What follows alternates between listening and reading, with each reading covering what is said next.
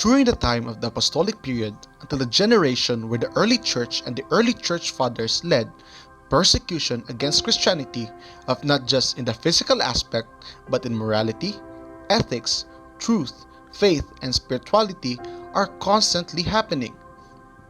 This dreadful era caused confusion and chaos to the lives of many innocent people who desires to glorify his God. It was like a walk in the fire during that time, and some people would describe it as punishment. But to those who know the truth, they celebrate and found joy in suffering, because for them it was refinement, like gold tossed in the crucible to be made pure. Apostles and some good men are present during those ages to lead the flock of God, turn their perspectives, and boost their faith.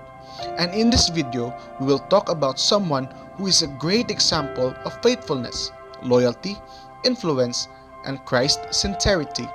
Join me for the first session of Idea.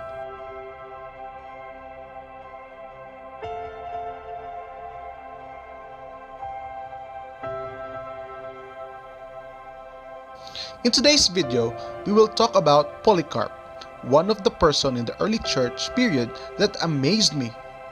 Born between AD 52 to AD 69, a Christian and a devoted follower of Jesus, even at his young age, Polycarp is a Gentile believer who played an important role in the early church. Although known for being not formally educated because of how he wrote his letter to Philippi, he was still a brilliant defender of faith. And for the record, he was one of those people in Christian history that provoked many Gnostics and Gnostic teachings. Later on in his life, he became the Bishop of Smyrna, appointed by the Apostle John himself. Now in this video, I will give some facts about Polycarp that would totally wow you. Number 1. He has a brilliant discipler. Polycarp was born on the time where the apostles of Jesus were still on earth. Many of the historical writings of the early church fathers that precedes him would testify his relations to the apostles. Notably, he was assigned to Smyrna and became an overseer there during the early church period.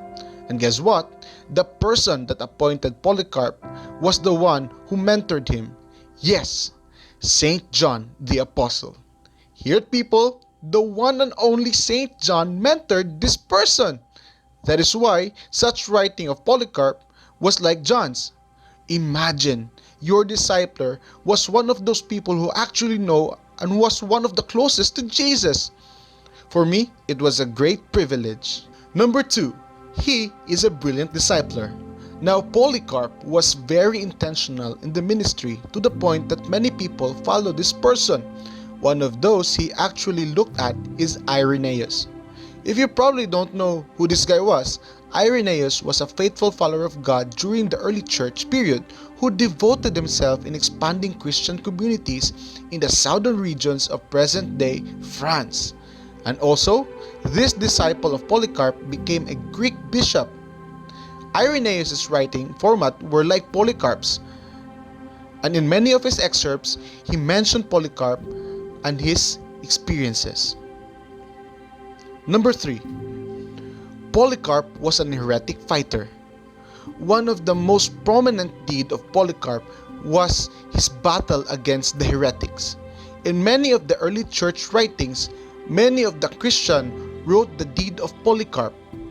At some point in his ministry, he even fought one of the most troublesome heretics, the Gnostic Marcion, calling him the firstborn of Satan. Sheesh, Polycarp was one bold dude.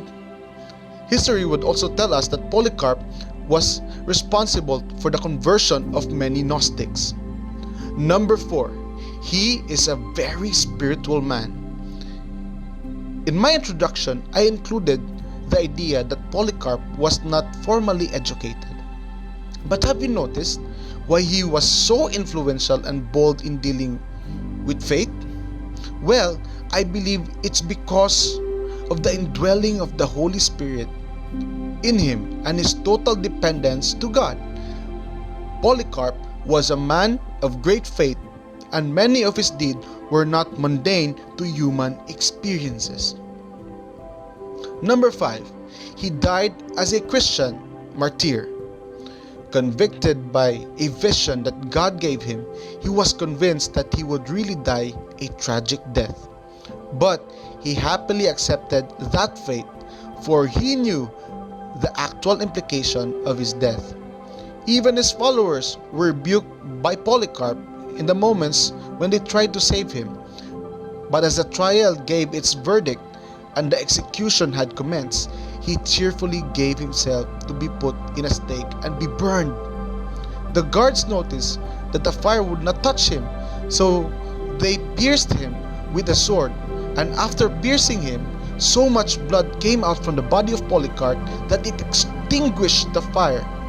Some said that the act of execution was not a punishment for Polycarp, but rather it's like a refinement of God and the baking of a perfect bread. Those who I've mentioned were some of the great things that Polycarp experienced. But on top of this, I was amazed of how the Lord works on people. I believe that in our story, there is no one who is really strong and who is able to do the job. But there are only weak men with a good and gracious God that indwells in their lives. Through the life of Polycarp, I learned the value of being loyal to God, faithful to His fellowship, and submissive in His will. Let us follow and pursue Christ-likeness through this. God bless you.